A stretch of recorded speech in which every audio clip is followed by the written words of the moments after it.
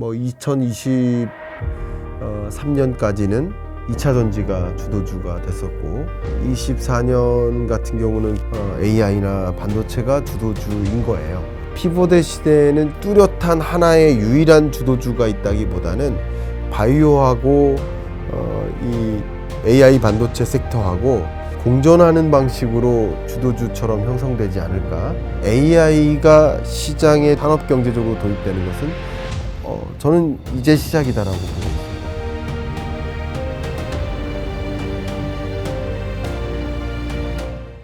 근데 또 말씀 중에 교수님께서 또 트럼프가 되냐 해리스가 되냐 이에 따라 또 자산 시장의 변화가 나올 수 있다라는 이야기를 또 금을 설명하실 때 잠깐 코멘트를 주셨거든요. 네.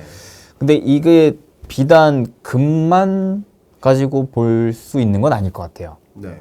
또 각각 해리스, 트럼프 이 전쟁 관련해서도 마찬가지겠지만 이 정책에 대해서 각각의 또 산업 분야도 특히나 또 어떤 또 시장 분야도 다 다른 결로 돈의 흐름을 이동시킬 가능성이 나올 거잖아요. 있죠. 그러면은 교수님께서 보셨을 때 그 트럼프, 해리스 결정적인 차이가 무엇일지, 만약에 뭐 해리스가 된다면 어떤 자산이 유리하고 또 트럼프가 된다면 어떤 자산이 유리할까, 이 부분에 대해서도 여쭙고 싶네요. 네, 의견 드리겠습니다. 좋은 질문이신데요. 일단 누가 될 거라고 생각하세요? 저는 사실 트럼프 피격 사건 보고 야 이거 트럼프다 했는데 이번에 TV 토론 이후로 또 약간 물음표가 띄어지더라고요. 아무도 모르죠. 네, 정답은 아무도 모릅니다. 본인들도 모르죠. 그렇죠. 예. 그럼 기업들은 어떻게 준비할까요? 이거 중요한 질문입니다. 어떻게 준비할까? 둘 다 준비합니다. 저는 이건 자신 있게 이야기할 수 있습니다. 두 가지 시나리오를 다 각각 그려보고 각각의 시나리오에 맞게 경영 전략을 계획하고 있고 저는 이 부분은 워낙 제가 경영전략회의에 기업들의 경영전략회의에 많이 참석하고 있어서 어떤 고민을 하는지를 좀 어쩌면 누구보다도 잘 알고 있다라고 의견을 드리겠습니다. 둘 다 준비하고 있다. 그럼 제가 왜 이 말씀을 드렸느냐? 둘 다 준비하셔라. 이 말씀 드리려고 하는 겁니다. 일단 기본적으로 둘이 극명하게 갈려요. 극명하게 갈리는 것 중에 하나가 산업 섹터가 극명하게 갈립니다. 근데 기본적으로 해리스는 어찌됐든 해리스는 바이든 정부의 부통령이에요. 그렇죠. 그리고 이 바이든 정부의 주요한 경제정책 기조에 대해서 해리스의 고민이 다 담겨 있는 거예요. 쉽게 말하면 바이든도 오바마 행정부 때 부통령이었고 그때 오바마 행정부의 정책 그 방향성, 그린 그로스, 녹색 성장이었거든요. 그걸 고민해서 만든 사람이니까 바이든 행정부 때 당연히 이 그린 산업으로 집중될 수밖에 없겠죠. 재생에너지라든가 뭐 그밖에 전기차 그리고 뭐 배터리 이런 쪽이었던 거예요. 근데 해리스도 역시 바이든 정부의 부통령이었기 때문에 IRA 같은 것을 직접 고안했던 분이거든요. 칩4 뭐 이런 거. 그러니까 이런 것들을 고민한 사람이니까 당연히 본인이 대통령이 됐을 때 그 부분에 대해서 더 구체화된 정책 기조를 발표해 나갈 것이라고 봅니다. 그런데 재밌는 게 트럼프는 IRA를 폐지할 거라고 할까? IRA는 중국을 정말 강하게 공격하는 수단이 되었다라는 것에는 틀림이 없습니다. 근데 트럼프는 일기 때도 그랬지만 관세 전쟁을 펼쳤거든요. 그러니까 미국이 중국에 대해서 강경한 태도를 가하는 건 비슷해요. 왜냐하면 미국 국민들이 중국에 대해서 비우호적 감정을 갖고 있기 때문에 당연히 정치인으로서는 내가 당선이 돼야 중국을 꼼짝 못하게 만듭니다. 라고 메시지를 던질 수밖에 없는 거예요. 그렇지만 방향성은 비슷하지만 수단이 다른 거죠. 방법론이 다른 거죠. 근데 트럼프는 당연히 IRA를 무시할 수 없어요. 그러니까 이게 파티 플랫폼이라고 하거든요. 정책 공약이라고 보면 좋겠는데 각 정당의 정책 공약 집을 보면 파티 플랫폼을 보면 IRA에 대한 코멘트가 아예 없습니다. 공화당 정책 공약 보면 그만큼 뭐예요? IRA를 그냥 논하지 않는 거예요. 왜냐하면 그걸 비판했다가는 오히려 화살을 더 받을 거예요. IRA는 또 그런 면에서 유지될 가능성도 상당히 있겠다라고 그걸 건드는 순간 상당히 많은 비판을 받을 수 있겠다라고 생각을 합니다. 뭐 그런 면에서 의견을 좀 드려본다면 기본적으로 이게 상대방이 주창하는 것을 반대하지 않는 경우들이 있어요. 다 표에 해당하는 것들. 대표적인 게 비트코인이죠.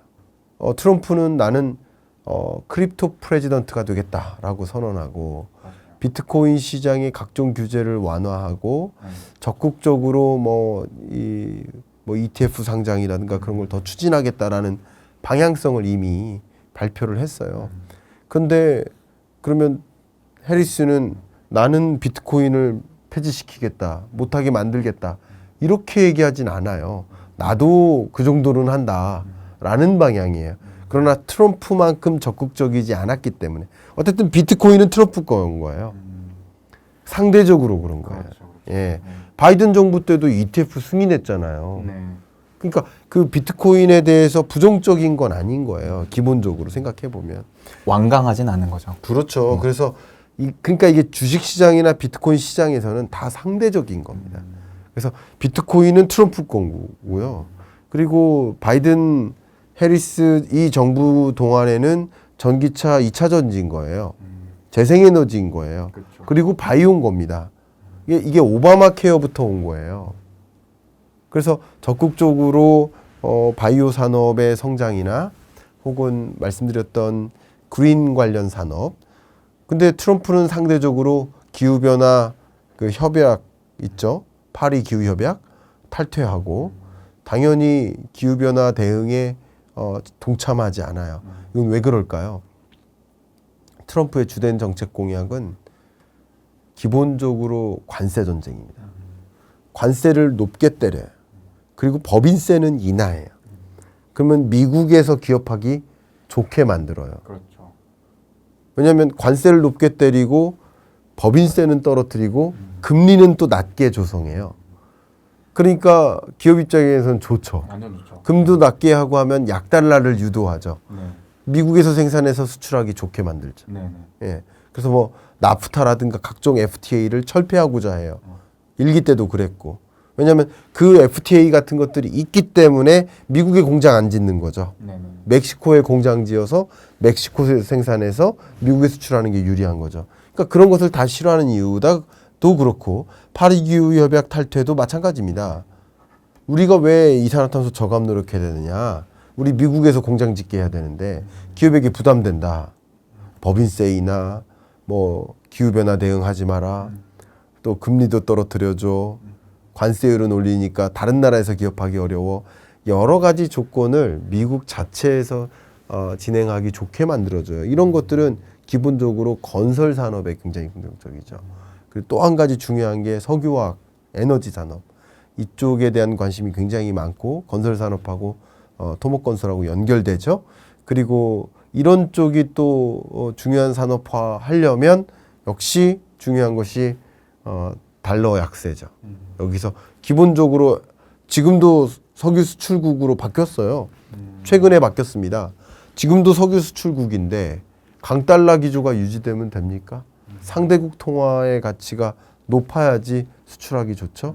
그러니까 약달러를 원해요. 트럼프는. 그러니까 이렇게 두 리더들이 소위 후보들이 다른 생각을 갖고 있어요. 그래서 산업적으로나 그러니까 우리나라도 그렇잖아요. 무슨 선거 있다 그러면 누구 테마주 누구 테마주. 그렇죠. 마치 그런 것처럼 해리스의 지지율이 높게 좀 나타나는 국면이 있으면 해리스 당선 가능성이 높아 하면서 미리 2차 전지 사야지, 미리 뭐 배터리나 전기차 사야지, 맞습니다. 풍력 발전 사야지 하면서 그게 그 주가에 반영되는 거고, 의외로 트럼프가 실제는 지지율이 높을 것 같아라고 인식하면 인식할수록 그러면 나 석유화학 사야지, 아니면 뭐 건설사 사야지 이렇게 움직여 비트코인 사야지 이렇게 움직이는 거라고 해석할 수 있겠습니다.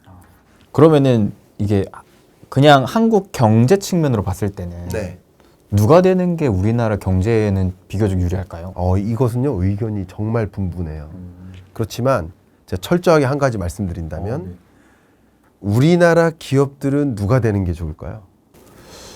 저는 트럼프가 되는 게 좋을까요?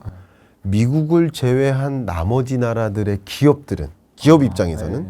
기업에서는 누가 되든 상관없는데 안 바뀌었으면 좋겠어요. 안 바뀌는 걸 싫어해요.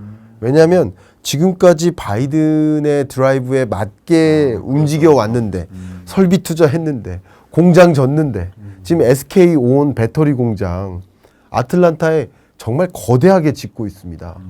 예를 들면 이런 거예요. 이렇게 바이든 시대에 맞춰서 다 움직여 왔는데 갑자기 바뀌면 도루묵되거든요. 재생에너지 사업 하려고 막 이만큼 준비했고 재생에너지 기업 이만큼 M&A 인수합병해서 사업을 이만큼 벌려오고 있는데 갑자기 트럼프야? 그러니까 기존의 방향성하고 빗나가거든요. 그러니까 기본적으로는 물론 산업마다 흥망성쇠가 있기 때문에 그렇죠. 누구를 선호하는 경향은 있겠지만 기본적으로 많은 기업들은 안 바뀌기를 원합니다. 그러니까 해리스가 되는 걸 원합니다. 예, 그렇다라고 좀 의견을 드리고 싶고요. 그래서 해리스가 되는 게 우리 경제에 조금은 유리하다라고 의견을 한 가지 드리고 싶고요. 두 번째는 해리스와 트럼프의 경제정책 방향 중에 통상정책을 논하지 않을 수가 없는데 통상정책에 있어서는 중국에 대해서 강경한 태도를 갖고 있을 건 분명해요. 네, 그렇죠. 근데 다만 둘이 강경한 태도를 갖고 있어도 전쟁하는 방식이 다른 거예요. 네. 해리스는 어떻게 전쟁하냐면 IRA 같은 칩4 같은 디테일한 어떤 정책 가지고 공격하는 거예요.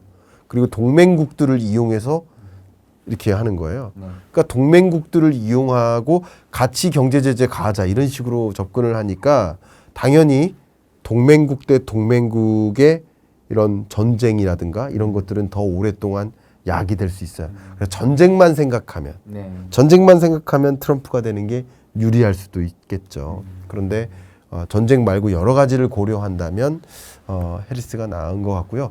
트럼프는 그러면 미중 패권 전쟁을 어떻게 운용하느냐? 정말 중요한 게 관세 때리는 겁니다. 보편 관세를 10%로 끌어올리고 중국에 대해서 관세율을 최대 100%까지 끌어올린다라고 이미 발표를 하고 있어요. 그러면 실제 트럼프 당선되고 17년부터 2020년까지 관세율이 높게 올라갔거든요. 그리고서는 바이든 행정부 등장하면서 다시 관세율이 하향 안정화됐어요. 이렇게 보면 관세 전쟁을 좋아하는 건 트럼프예요. 근데 관세 전쟁만큼 명문화된 눈에 보이는 전쟁이 없다고 생각하거든요. 더군다나 관세 전쟁을 일으키면 다른 나라들도 관세를 같이 끌어올려요. 그러면 극단적인 보호무역주의 시대가 와요. 관세율이 세계적으로 다 올라가는. 그럼 그런 국면은 어떤 일이 있을까요? 우리나라의 수출길이 막히겠죠.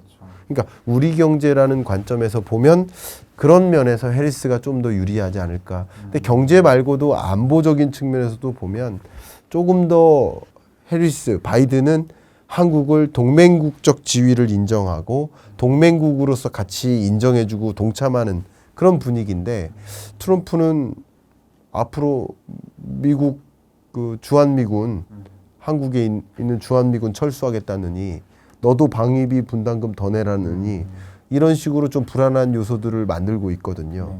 그래서 여러 가지 것들을 고려했을 때 한국으로서는 해리스가 낫지 않겠는가라는 생각을 하고 있다. 물론 입장마다 다릅니다. 이해관계에 따라 다르지만 총괄적으로 본다면 그렇게 생각을 하고 있습니다. 네, 교수님 이번에 또 책에서 네. 그 2025년 산업 트렌드도 같이 다뤄주셨거든요. 네. 제가 개인적으로 산업 공부를 하는 걸 좋아해가지고 네네. 교수님께서는 어떤 산업 트렌드에 특히나 좀 주목하고 계신지 궁금하네요. 네, 저는 기본적으로 제가 주도주가 바뀐다는 말씀을 드렸잖아요. 이게 국면이 바뀔 때마다 주도주가 바뀌는 경향이 있거든요. 그러니까 주도주는 바뀌는 겁니다, 원래. 예, 바뀌는 건데 예를 들면 2023년까지는 어쩌면 2차 전지가 주도주가 됐었고 금리 예를 들어서 더 올린다 그러면 2차 전지 더 무너지고 먼저 반영되는 거죠. 근데 24년 같은 경우는 그 주도주가 반도체로 바뀔 거라고 그때도 의견을 드렸었지만 AI나 반도체가 주도주인 거예요. 그래서 뭐 경기 침체 공포감이 있거나 엔캐리 청산 공포감이 있거나 그럴 때 가장 많이 조정되는 게 또 반도체인 거예요. 항상 그렇습니다. 왜 그러냐면 그게 주도주니까 변동폭이 심한 거예요. 그렇게 저는 인지를 하고 있어요. 근데 산업 섹터라는 관점에서 AI는 또 반도체는 그러면 어떻게 진단하면 좋을까? 저는 의견을 드린다면 반도체의 실물 경제적인 그 매출액 혹은 시장의 사이즈는 앞으로도 계속 커진다고 판단하고 있습니다. AI도 마찬가지입니다. AI가 시장에 도입되는 것은 이 산업 경제적으로 도입되는 것은 저는 이제 시작이다라고 보고 있습니다. 다만 주가는 다른 흐름이죠.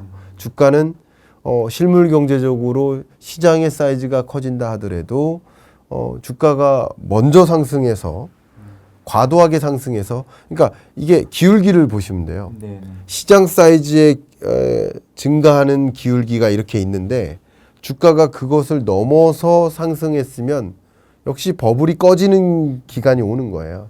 특히 어떨 때 뭐 기준금리 뭐 예를 들어서 비컷 하면서 경기 침체 공포감이 있을 때만 이렇게 예를 들어서 이렇게 꺼지는 거예요. 그럼 꺼졌다 하면 또 많이 조정된 것이 결국 이런 기울기보다 밑도는 기울기다라고 하면 다시 또 버블이 형성되면서 오르죠. 그래서 저는 실물 경제적으로는 AI 같은 경우는 이제 많은 기업들이 AI를 확보하기 위해서 또 AI를 구동하기 위해서 AI와 AI 반도체를 필요로 하는 국면으로 가고 있기 때문에 이게 급변등세는 그러니까 공포감이 작용될 때마다 급락하고 공포감이 좀 해결될 때면 또 전쟁도 마찬가지죠. 전쟁 공포감이 이 주식 시장은 공격적 투자 대상이기 때문에 변동성이나 리스크에 굉장히 민감합니다. 그러니까 전쟁이 더 확전될 거야라는 공포감이 있을 때마다 주가는 조정될 수밖에 없거든요. 그렇게 좀 생각을 해본다면 변동성이 심한 영역일 뿐이지 추세적으로 많은 변동성을 가지고 우상향할 가능성은 높겠다라고 저는 의견을 갖고 있습니다. 근데 이제 서두에 뭐 장세가 바뀔 때 또 주도주가 새롭게 바뀐다라는 표현을 써주셨는데 네. 방금 하셨던 표현은 기존 주도주에 대한 코멘트였었거든요. 네.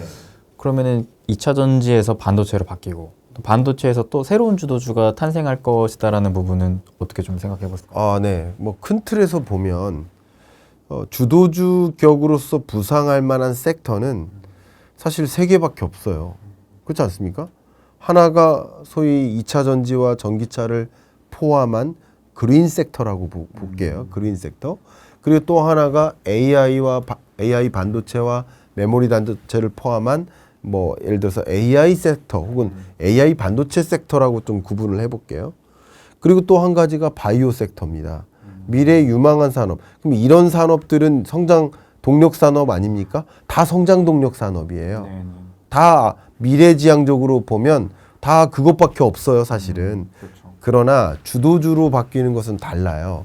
그래서 피벗의 시대에는 주도주로 AI가 사라지고 바이오가 딱 등장하기보다는 이게 피벗의 시대답게 그러니까 완화의 시대냐 긴축의 시대냐 이럴 때는 주도주가 확확 바뀌는데 피벗의 시대는 좀 공존하거나 같이 갈 가능성도 있어요. 그래서 뚜렷한 하나의 유일한 주도주가 있다기보다는 바이오하고 이 AI 반도체 섹터하고 공존하는 방식으로 주도주처럼 형성되지 않을까 이렇게 판단 내려지고 다만 역시 앞에 우리가 토론했었던 그 해리스가 되느냐 해리스가 되면 바이오주는 더 유망하게 부상할 것이고 해리스가 당선이 안 된다 그러면 주도주로서의 힘뿐만 아니라 유망 산업 섹터로서도 분류가 안 되기 시작할 수 있습니다. 극명하게 갈릴 겁니다. 왜냐하면 트럼프의 정책 기조에는 사실상 바이오를 찾아보기가 어렵거든요. 저는 그렇게 판단합니다. 근데 해리스의 정책 기조에는 바이오에 해당되는 것들이 많거든요. 가장 대표적인 게 바이든이 추진했었던 오바마 케어의 부활, 뭐 이런 기조를 더 갖고 있기 때문에 원래 해리스는 조금 더 서민 중심이고 트럼프는 조금 더 고용인, 고용주죠. 기업 입장이기 때문에 정책 기조가 예를 들어 해리스는 최저임금을 인상하겠다. 그런데 트럼프는 법인세를 인하하겠다. 그러니까 이게 극명하게 갈리기 때문에 조금 더 바이오는 범서민적인 영향으로 작용될 가능성이 높아요. 제약 바이오가. 그래서 저는 주도주가 공존할 가능성이 있는데 해리스냐 트럼프냐 누가 되느냐에 따라서 얘가 떨어져 나갈 수 있죠. 그러면 여러분 주식 비중을 늘려나가는 구조잖아요. 피벗의 시대에는.